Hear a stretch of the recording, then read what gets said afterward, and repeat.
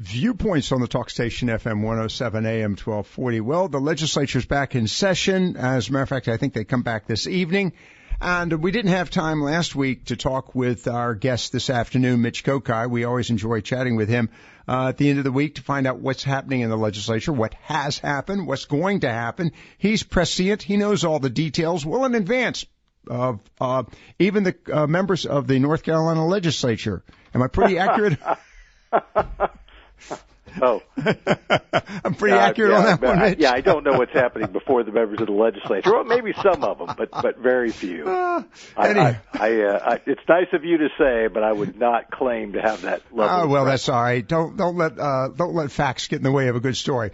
Mitch, good afternoon. Thanks for joining us. Good afternoon. Thank you, Lockwood. As always, a pleasure. Mitch Kokai, of course, Communications Director of the John Locke Foundation. And by the way, go to the website, carolinajournal.com, if you want to get information about what's happening in the legislature before even the legislators know what's happening.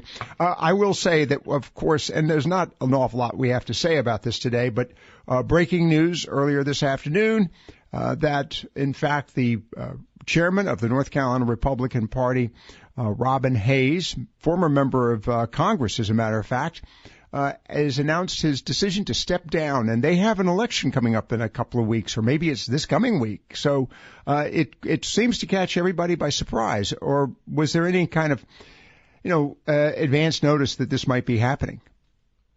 Well, I guess the only surprise, Lockwood, is the fact that the timing comes as close to the Republican convention as it does. If you thought that Robin Hayes was really planning to make this last term the last one ever since he started, or fairly early on when he started, you'd think that he probably would have signaled that earlier on, that I'm going to serve, but I'm only going to serve this term. So those of you who are thinking about being the next chair, you could start lining up your ducks in a row. Right. So I think the fact that he's made this decision at this time is a little bit of a surprise, but the idea that he would not want to continue serving as the chairman, that in and of itself is not a major surprise to me, because if you remember, the only reason he came back as chairman was because the Republican Party was having some major problems after its last election when they had elected Hassan Harnett to be the chairman, and then there was a huge dust-up between Hassan Harnett and the paid staff of the state Republican Party. That ended up ending acrimoniously, and Robin Hayes, who had been a previous chair, came back basically to be the calming influence within the party. And so the fact that he ended up staying on as chairman for that later unexpected term for more than a year or two is probably as much of a surprise as the fact that he's now stepping down. I think the news release associated with this alluded to the fact that he has had some health issues and wanted to ensure that he had the time to make sure he gets the full recovery. And that's probably something that would have been hard if he had been pushing as hard as he would have needed to in running the state Republican Party operation. Well, the other aspect of this, not only running the state Republican Party operation, but also preparing for the 2020 Republican Convention, which is going to be conducted in Charlotte. And, of course, a lot of work is going to be done by the state Republican Party in that regard. So I'm confident he decided that, if you will, discretion, the better part of valor, leave now before it becomes overwhelming. So that's probably, to your point there, something I'd even considered. But right on top of this, we're beginning to now prepare for the 2020 convention, for National Republican Convention in Charlotte. Mitch, there are so many things going on in Raleigh, but some issues here that are pretty significant, particularly in relationship to the treasurer, Dale Falwell, and the continuing dispute with the hospital organizations. And the legislature stepped in last week and basically stopped the treasurer, if I understand this correctly, from further requirements associated with transparency. What's the status of this particular endeavor? Well, they haven't stopped the treasurer yet. A bill has moved through committee which would accomplish that goal. Okay. But just to back up, to give people a sense of the lay of the land, what we're talking about is a bill that would help provide some price transparency for the state health plan. Mm-hmm. There are about 700,000 people who are on that health plan, not only current state government employees, but retirees and some of their beneficiaries as well are getting money. Dependents are getting services via the state health plan. So what has happened is that for years it's been really hard to determine why the health plan is charged the way that it is for particular services. Dale Folwell, as is his wont with the various things that he has tackled during his time as a legislator and with the Employment Security Commission, and now as treasurer, he looks at something that doesn't seem to make sense fiscally and says, well, let's fix this. And so he came up with something called the price system, in which you would have reference-based pricing for the state health plan. And basically what it would amount to is that for procedures that are conducted under the state health plan, those healthcare providers would be reimbursed at rates that would average Medicare rates plus 77%. So think about this. The rates that Medicare charges, on average, you would add about 3/4 of that cost to the charge, and that would be what the state health plan would reimburse. That's what Dale Folwell put forward. The board of directors that helps him oversee the state health plan unanimously endorsed this plan, but the North Carolina Healthcare Association, which is the group that works with hospitals, raised a huge complaint about this starting last year near the end of the legislative session. The group had raised so much of a ruckus that there was even some talk at the time of taking the state health plan away from the treasurer and putting it back under the control directly of the General Assembly, which is where it had been before the treasurer. That effort didn't go anywhere. I think Dale Folwell was able to get in with some key legislators and tell them, look, there's no reason to do that. Let's continue to work on this process. But this issue has not died, and so the North Carolina Healthcare Association has been able to line up some key legislative players who don't really like this Dale Folwell plan, and what they would like to see happen is that Folwell, the Healthcare Association, and other major stakeholders would get together, come up with some new plan, some sort of compromise. And so the legislation that you're talking about is a bill that would do just that. It would say that no, the health plan changes that Dale Folwell and the board of the health plan approved, those would not take effect. Instead, there would be a study and some negotiations that would go on, and basically the decision on what to do with health plan pricing would be put off for a while. That bill has made it through a key State House committee. It still needs to get through some other committees and get through the House floor, and then would also have to go through the committee process and the full Senate. So it's really only at an early stage of the process. But there's clearly a sign at this point that there are a number of legislators who are concerned about this plan, who are listening to their hospital folks and saying, Treasurer Folwell, we're not on board with you. We want you to welcome the hospitals to the table and come up with something new. Mitch Kokai with us. And Mitch, before we go to the break, one other story of note, and we're going to talk about the gerrymandering issue after the commercial break here in a moment. Speaker Tim Moore presented a bill requiring, proposing, a requirement that county sheriffs, in fact, coordinate and cooperate with ICE, custom enforcement. My question, where is that particular legislation? Is it still in the productions process, or is it moving quickly through the legislature? It's been introduced. It's passed through a committee on the House side. I'm not certain of when it goes to the House floor. I think it had to get back through the House Rules Committee, which was meeting this afternoon, and I'm not certain if it got through there. But if it did get back through the Rules Committee, it could go to a floor vote this week. Then it would go to the Senate side. My guess is, because Speaker Tim Moore, as you alluded to, is one of the primary sponsors and one of the people speaking out most forcefully in favor of this legislation, that it probably has a pretty good shot in the House. But I've not really heard folks on the Senate side talking about this, and I haven't heard Speaker Moore queried about whether he has lined up support from the Senate. So if I had to place money on this, I would guess that it would get through the House, and then it would be interesting to watch what happens in the Senate. The Senate may be very interested in this, but it also it potentially could become a bargaining chip because we know that the House and Senate are going to disagree on some things.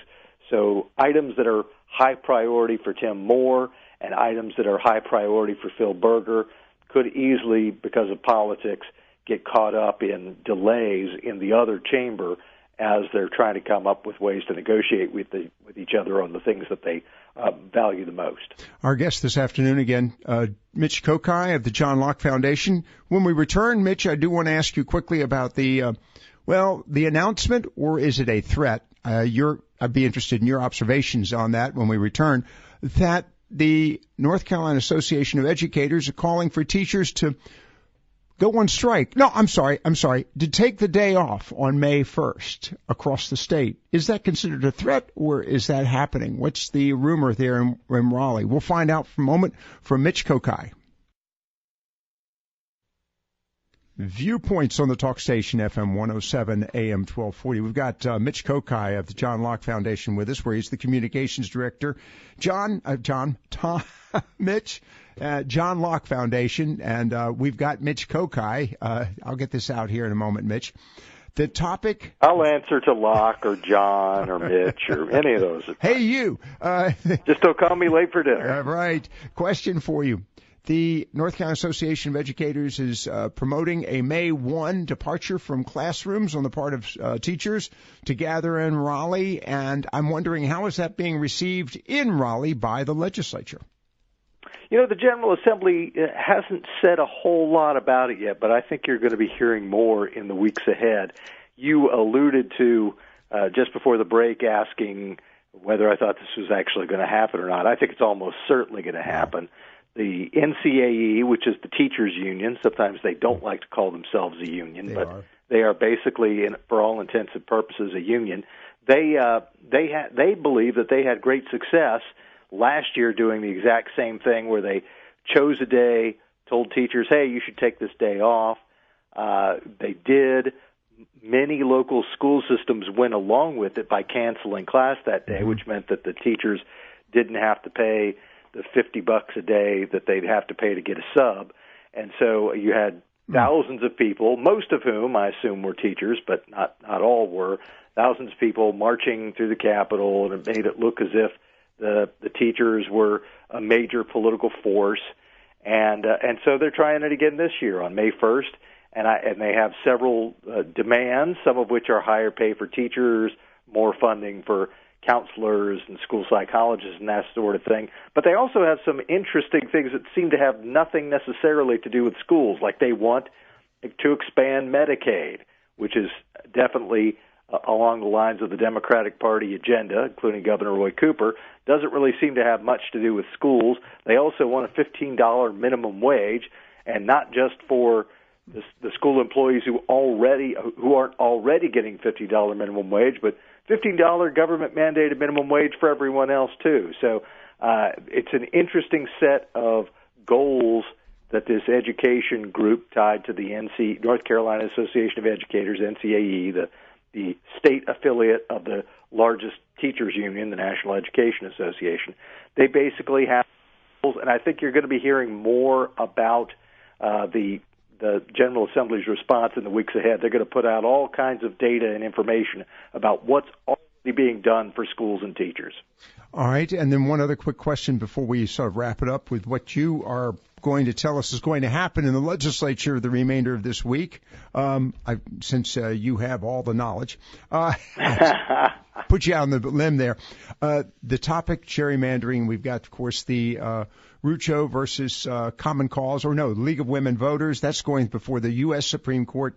You have another gerrymandering issue in the North Carolina Supreme Court. We've seen and talked about the issue of the Supreme Court of the United States, SCOTUS, as it's called, and the Rucho versus the Women League of Voters.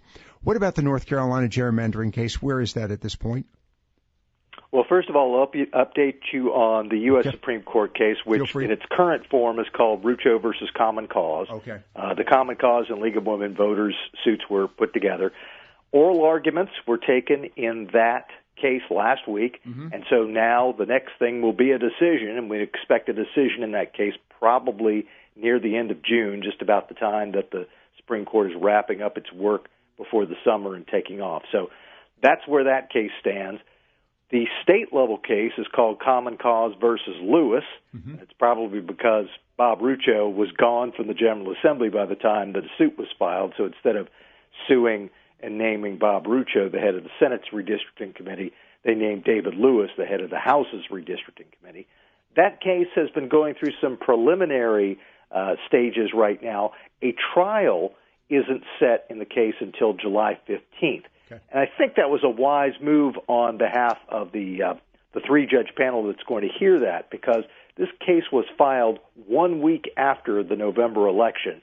But as far back as February, the three-judge panel decided not to hold a trial in this case until mid-July. The reason I think that's a good idea is because by that time, they'll know what the U.S. Supreme Court has said about partisan gerrymandering. Good point. If the U.S. Supreme Court comes out with a ruling that could affect North Carolina's legislative districts, then the three-judge panel here will have that information in hand. Very interesting observation on your part. Now, I think, getting behind the eyeballs of the three-judge panel is always a difficult thing, but then we expect you to accomplish the impossible, Mitch.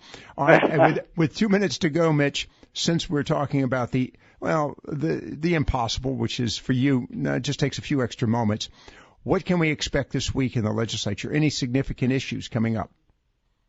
Well, there are going to be a lot of things that are moved through. This is really the time of the legislative session, Lockwood, when lots of ideas are put forward, they get through committees, and then one chamber or the other tries to get a bill through, so at least the bill will live on through the course of the legislative session. Then negotiations start with the other chamber. I think probably the major development that came out today, earlier this afternoon, was when Phil Berger, the leader of the Senate, put forward his Education Excellence Act that's going to be moving through committee, but it was just filed and unveiled today. The idea is, you might remember, the Senate was really the main mover and shaker behind this, but the House was on board as well, a program called Read to Achieve, which was designed to ensure that kids were reading at grade level by the end of third grade. Read to Achieve has had a lot of problems, and there are many reasons for that, some of which could be put on the lap of June Atkinson, the former superintendent of public instruction, who really slow-walked the program and wasn't all that interested in it. But needless to say, that program has had some problems. So Phil Berger's latest bill, with support from the Board of Education and with support from the state superintendent of public instruction, would go back, say, let's pick out what from Read to Achieve has worked. Let's build on that, and let's fix what doesn't work. So the idea of focusing on early childhood literacy, still a major focus, but this particular piece of legislation would go back and say, okay, Read to Achieve as we originally designed it didn't work all that well. Let's make sure we can make it work better. That, I'm sure, is going to be a major priority for Phil Berger, and it's something you'll see the Senate work on in the next week or so. Our guest this afternoon, Mitch Kokai of the John Locke Foundation, as I said always, he knows what's happening before even the legislators know. Not really the case, but I'm trying to improve your stock here. Well, if I get a pay raise out of that, then I will send you a chunk in the mail. Thank you very much. Mitch Kokai of the John Locke Foundation here on Viewpoints. Mitch, as always, thanks for being with us. We appreciate your time. Thank you, Lockwood. Viewpoints on the talk station, FM 107, AM 1240.